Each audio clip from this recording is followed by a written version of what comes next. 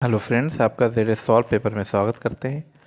दोस्तों, जो टीईटी का टॉपिक स्वतंत्रता चल रहा है, तो उसी का दूसरा पार्ट आज हम आपको बताने जा रहे हैं।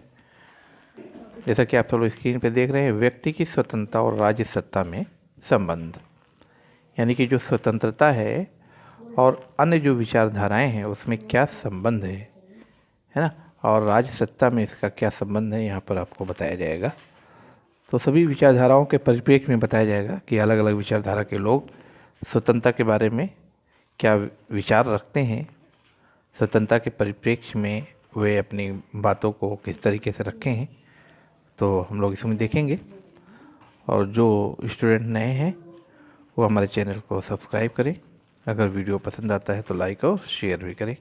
बेल आइकन को भी प्रेस कर दें ताकि जो भी हम वीडियो भेजें आप सब लोग को उसको पहले देखें, है ना, और वीडियो मिस ना हो। तो आइए शुरू करते हैं। तो व्यक्ति की स्वतंत्रता और राज्य सत्ता में संबंध।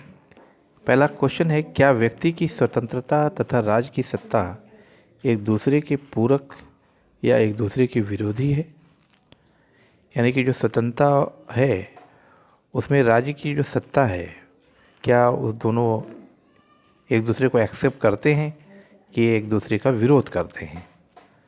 ठीक है, तो स्वतंत्रता को लेकर देखते हैं कि क्या क्या विचारधाराएं हैं। नंबर 1 इसमें आता है व्यक्तिवाद। तो स्वतंत्रता के बारे में व्यक्तिवाद ने क्या कहा? सबसे इम्पोर्टेंट बात, राज्य जो है, जैसा कि मैंने पहले बताया कि राज्य एक देश को कहते हैं, तो राज्य एक आवश्यक बुराई है।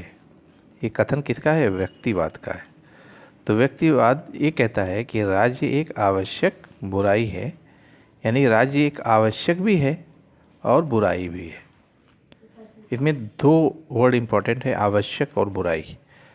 यानी कि राज्य भी ज़रूरी है और राज्य एक बुराई भी है। तो दोनों बातें एक्सेप्ट करता है कौन? व्यक्तिवाद। ठीक है, तो ध्यान रखिएगा, इसमें व्यक्ति की स्वतंत्रता सर्वोपरि होती है। व्यक्तिवाद ने व्यक्ति की स्वतंत्रता को सर्वोपरि माना है और इसी से उदारवाद भी निकला है। यह व्यक्ति की स्वतंत्रता और राज्य की सत्ता एक दूसरे के विरोधी मानता है। ठीक है, ये ध्यान देने की बात। अतः व्यक्तिवादियों के अनुसार सामाजिक जीवन में राज्य का हस्तक्षेप कम से कम होना चाहिए, है ना। तो व्यक्तिवादी ये कहते हैं कि सामाजिक जीवन में जो राज्य का हस्तक्षेप है वो बिल्कुल कम से कम हो, मिनिमम हो, ताकि व्यक्तियों को अधिक से अधिक स्वतंत्रता मिल सके। ठीक है, अगर वो, ये ध्यान देने की बात है कि ये आज़ादी देता है, स्वतंत्रता देता है। अगर सरकार या राज्य जो है इंटरफियर करते हैं तो ये इसको एक्सेप्ट नहीं करता, व्यक्तिवाद। दूसरी विचारधारा है अराजकतावादी। तो अराजकतावादी में जो इसके विचारक हैं, थिंकर हैं, वो प्रौधा हैं, क्रोपॉटकिन हैं, गाडविन हैं, बाकुनिन हैं। तो ये अराजकतावादी के विचारक कहलाते हैं। तो इनका ये कहना है कि राज्य एक अनावश्यक बुराई है, यानी राज्य की आवश्यकता ही नहीं है, राज्य को चाहते ही नहीं कि राज्य हो, और बुराई तो है ही है। तो व्यक्तिवाद और अराजकतावादी में दोनों डिफरेंस है कि व्यक्तिवादी कहता है आवश्यक बुराई है और अराजकतावादी अनावश्यक बुराई है। ठीक है, अराजकतावादी राज्य को चाहता ही नहीं, है ना, राज्य ना हो उसके लिए अच्छा है, और बुराई तो है ही है, और यह राज्य की समाप्ति का पक्षधर है। अतः अराजकतावाद के अनुसार किसी भी प्रकार की सत्ता बुरी होती है। ठीक है, ये सब एग्ज़ाम में आ सकते हैं, बहुत ज़रूरी है। तो क्योंकि यह व्यक्ति की स्वतंत्रता को बाधित करती है, राज्य जो है वो व्यक्ति की स्वतंत्रता को बाधित करती है, कंट्रोल करती है, रुकावट डालती है। इसके अनुसार व्यक्ति की स्वतंत्रता और राज्य की सत्ता दोनों एक दूसरे के विरोधी हैं। तो आपने देखा, व्यक्तिवाद और अराजकतावाद दोनों स्वतंत्रता और राज्य की सत्ता को एक दूसरे के विरोधी मान रहे हैं। लेकिन अब हम मार्क्सवाद के बारे में देखते हैं। मार्क्स क्या कहते हैं इसके बारे में। मार्क्सवाद राज्य को शोषण का यंत्र मानता है। अतः इसके अनुसार व्यक्ति की स्वतंत्रता और राज्य की सत्ता एक दूसरे के विरोधी है, ये भी विरोधी मानता है ना। यानी कि स्वतंत्रता और राज्य की सत्ता एक दूसरे के विरोधी है, ये तीनों ने ये कहा है किसने किसने? व्यक्तिवादी, अराजकतावादी और मार्क्सवाद तीनों ने एक दूसरे के विरोधी कहा है।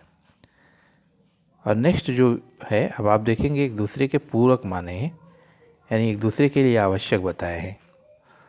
तो नंबर 4 है सकारात्मक उदारवाद या प्रजातांत्रिक समाजवाद। इसके अनुसार कि राज्य कल्याण का एक उपकरण है जो सार्वजनिक हित के नाम पर व्यक्ति की स्वतंत्रता पर प्रतिबंध या बैन लगा सकता है। इसके अनुसार स्वतंत्रता अंकुश के भीतर सुरक्षित रहती है। अतः स्वतंत्रता और राज्य की सत्ता एक दूसरे के पूरक हैं। ठीक है। नेक्स्ट है फांसीवादी जैसे हिटलर और मुसोलिनी के अनुसार स्वतंत्रता का सर्वोत्तम संरक्षण राज्य में ही संभव है, क्योंकि राज्य कोई गलती नहीं कर सकता, है ना। जर्मनी के आदर्शवादी विचारक तीतस्के के अनुसार मानव को शीश झुकाकर राज्य की पूजा करनी चाहिए। ये तीतस्के ने कहा है, जर्मनी के एक दार्शनिक हैं। और फांसीवाद के अनुसार व्यक्ति की स्वतंत्रता और राज्य की सत्ता दोनों एक दूसरे के पूरक हैं। तो इस तरीके से दो विचारधाराएं यहाँ पर सपोर्ट करती हैं, एक दूसरे के पूरक हैं, और 3 विचारधाराएं यानी व्यक्तिवाद, अराजकतावाद और मार्क्सवाद एक दूसरे के विरोधी मानते हैं। और जो सपोर्ट करने वाली विचारधाराएं हैं वो फांसीवाद हैं, जैसे हिटलर और मुसोलिनी की विचारधारा, और सकारात्मक उदारवाद या प्रजातांत्रिक समाजवाद, इन्होंने जो है एक दूसरे को पूरक माना है। तो इस तरीके से ये भी विचारधाराएं आ सकती हैं। आप सब लोग मेरे चैनल को पढ़ते रहें। अगर कोई प्रॉब्लम हो तो आप कमेंट भी कर सकते हैं। जैसा कि मेरा प्रॉमिस है कि जो भी टॉपिक टीजीटी का है मैं उसको कवर करूँगा, तो आप मेरे ऊपर विश्वास बनाए रखें, और हम आप पर विश्वास बनाए रखते हैं कि आप हमारे वीडियो को लाइक और शेयर ज़रूर करेंगे, और जो नए हैं उसको आप सब्सक्राइब ज़रूर करेंगे। ये मेरा विश्वास है ना। तो इसी विश्वास के साथ मिलते हैं नेक्स्ट वीडियो में नेक्स्ट टॉपिक के साथ। आपका लास्ट तक वीडियो देखने के लिए बहुत बहुत धन्यवाद। ओके।